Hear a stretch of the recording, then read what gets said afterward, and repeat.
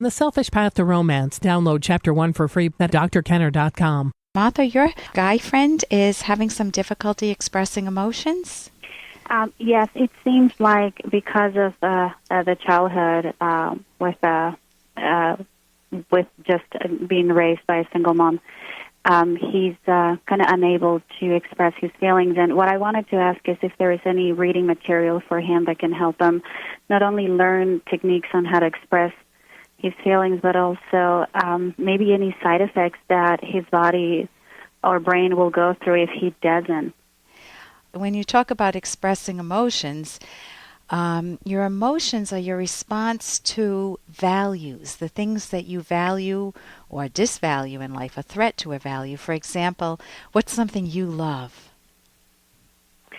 I love my kids. Your kids? My daughter. So my daughter. Mm-hmm. When your daughter does how old is she? I have one that is 15 and one that is 12. So when they do something where you guys are having a great time together, whether it's with your 15-year-old or 12-year-old or both, and you just feel like this is the way life should be. We're having so much fun today. You can feel inside that your emotions are not sadness, they're not guilt, they're not anger. It's what? What's the emotional response? I would say love, happiness. It's love and happiness, and it's the achievement of a value. On the other hand, if one of them were to call you a name, or you're having a bad day, a bad kid day, not a bad hair day, but a bad kid day, what emotions might you feel?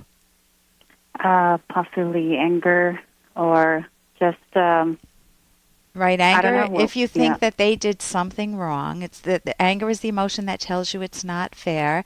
And you might feel guilty. Maybe you did something you feel badly about. You might feel sad because you don't have that wonderful connection you had the day before. And so emotions are like, when you think of breathing, it's like or if you think of pain and pleasure, if somebody rubs your arm, it's different than somebody trying to break it. Your emotions are the counterpart psychologically. They give you feedback about your relationship to your own values. Many people have tried to deaden their values. They think it's selfish to pursue their loving relationship with their kids or a hobby that they love. If they love horseback riding or a career that they love, they feel they always have to serve in soup kitchens rather than have a wonderful career that they love, which may be dressmaking or designing or building. So people are afraid to go after their own values. You've been with him for how long? No, he's just a friend. I've known him for probably a year. Okay, so he's a friend. What attracted you to him? Hey, I got to interrupt this because we've got to pay some bills. 30 seconds, that's it. A very quick ad, and then Ellen will be back. Do you ever feel overlooked in your romantic relationships? Well, when it comes to love, sometimes it's good to be selfish. Find out why in the provocative book, The Selfish Path to Romance. Being selfish means valuing yourself, so your partner will value you. Discover the secrets to keeping yourself front and center in your relationship and building a romance that will last. Find The Selfish Path to Romance by Drs. Ellen Kenner and Edwin Locke on Amazon or at selfishromance.com. That's The Selfish Path to Romance on Amazon or selfishromance.com. You've been with him for how long? No, he's just a friend. I've known him for probably a year. Okay, so he's a friend. What attracted you to him?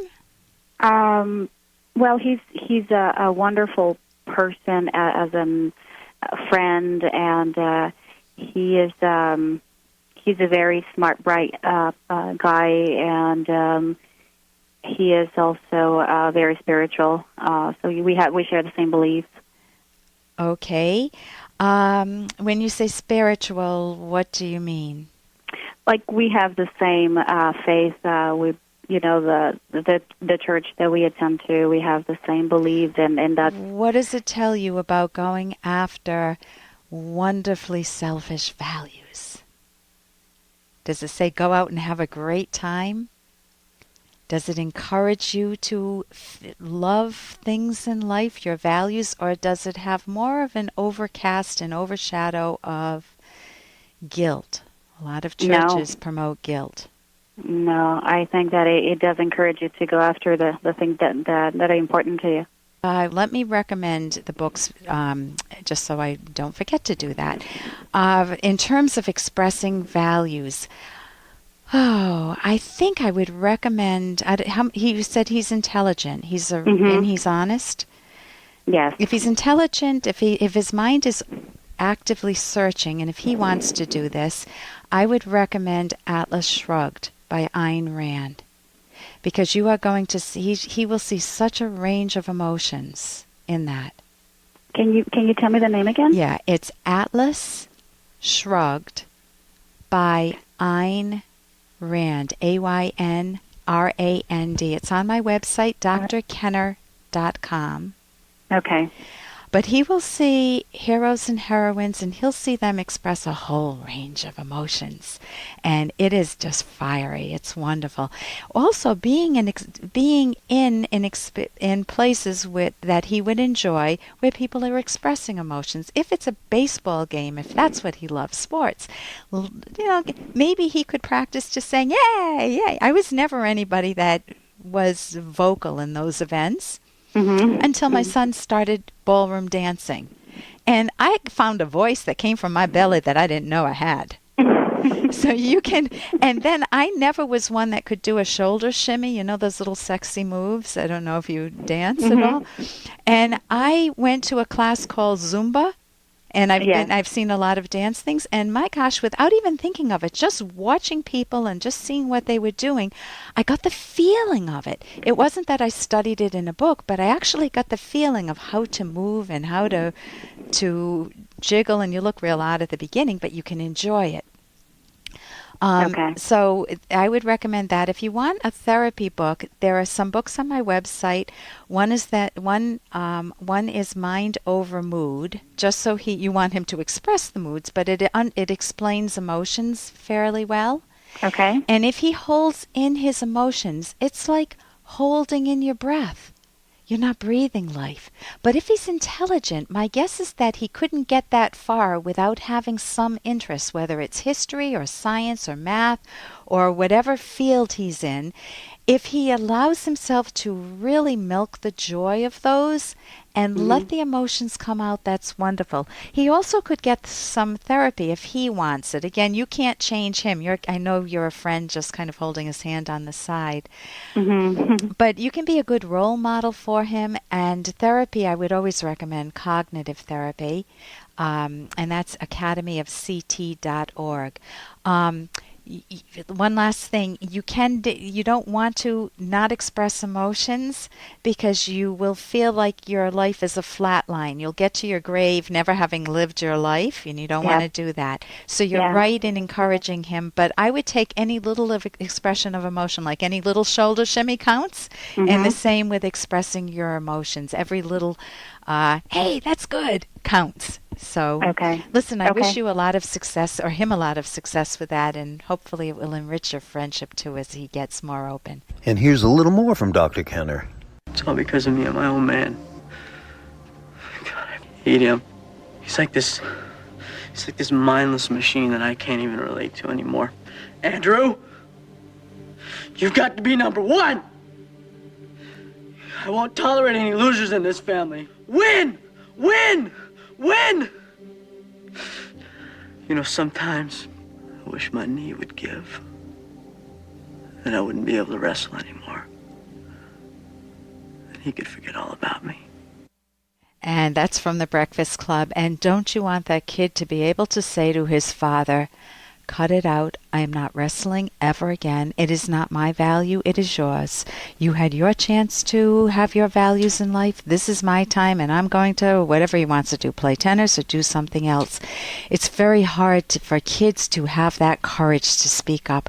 But that's what you want to be able to do. Sometimes when you have a highly abusive parent, you do need to focus on safety and not provoking the parent or calling the authorities.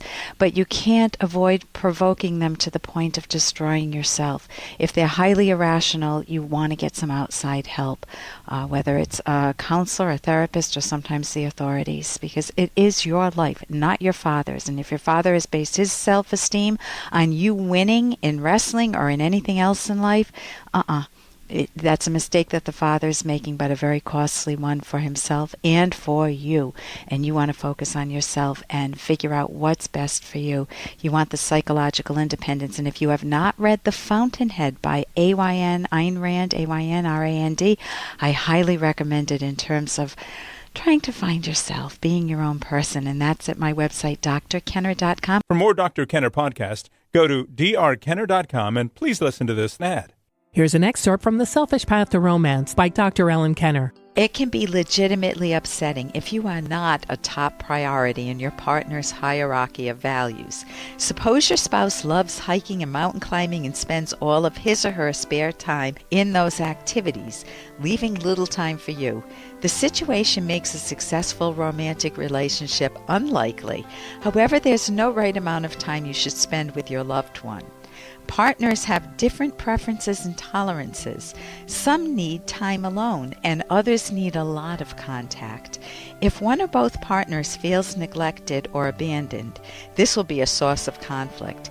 Resolving the conflict requires that partners discuss their preferences, communicate frankly and openly, and come to a mutually satisfactory agreement, and then strive to keep it.